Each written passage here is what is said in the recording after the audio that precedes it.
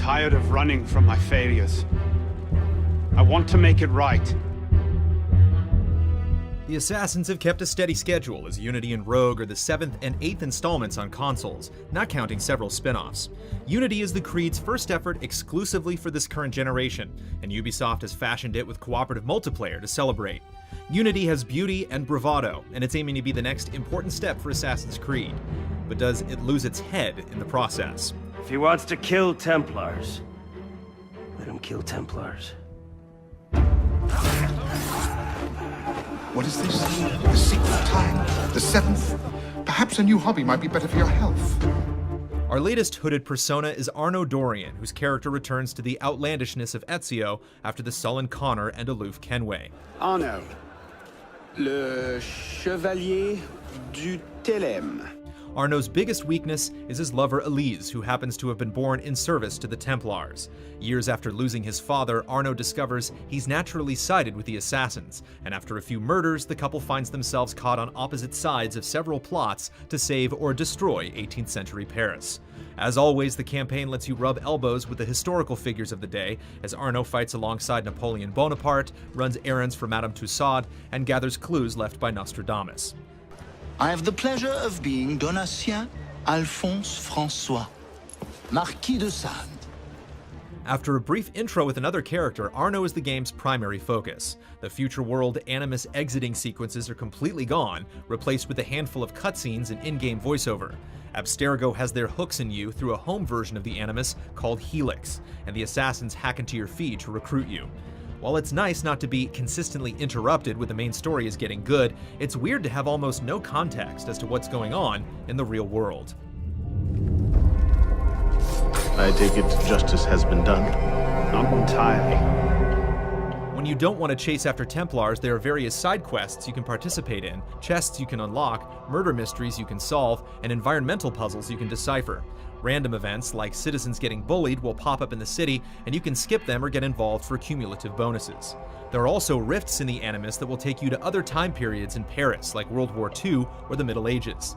These rifts are introduced through exciting moments in the story, and you can return later for a change of scenery, picking up extra cash, and honing your exploration skills.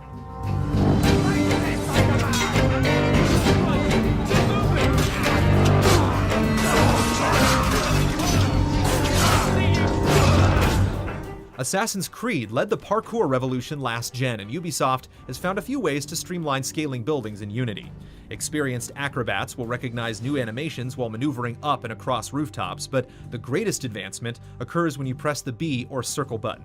While holding it down, Arno automatically descends, an activity that's never had a specific input before. This allows you to reach ground level without making a perilous plunge or hopping down over and over. It also lets Arno slip under and over tables without breaking his stride. There's also an even split between speed and stealth. Left trigger drops Arno into a crouch, right trigger sends him into a run.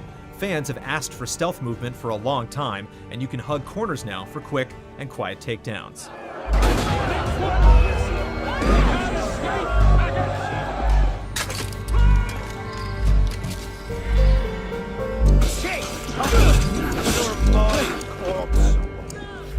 The word Unity in the title refers to the game's inclusion of cooperative multiplayer, which is a first for the franchise.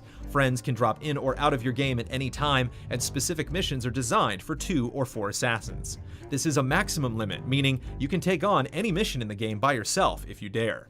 The more you get spotted, the less loot you take away at the end, so there's incentive to stay in the shadows. It's way more fun with friends who know what they're doing, but you can also match up with a stranger and take your chances. You shit! Technically speaking, Unity's Paris is an extremely ambitious environment, and you're bound to run into some awkward glitches along the way. Character models seem to pop in and out at random when the crowd count heads into the thousands, and certain items will float in the air for no reason. We played Unity on Xbox One and have heard plenty of horror stories from players on PC and PS4. We saw some weird stuff, but nothing that ever broke the game or completely shattered our immersion. There's no way to promise you won't encounter frustrating bugs, but our experience was relatively smooth. For us, the biggest stumbling blocks are the lengthy load times. Sometimes we chose to run a mile instead of simply passing through a door to load the closest vendor.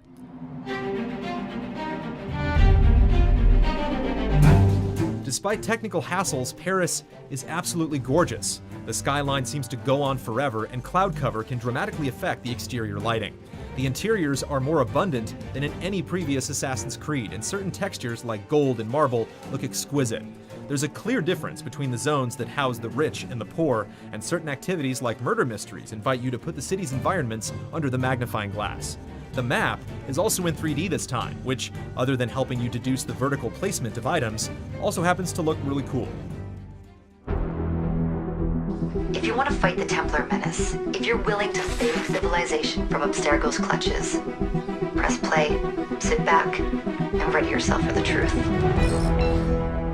Every Assassin's Creed since 2 seems to focus on a particular gimmick, from the Brotherhood to the wilderness to the open seas.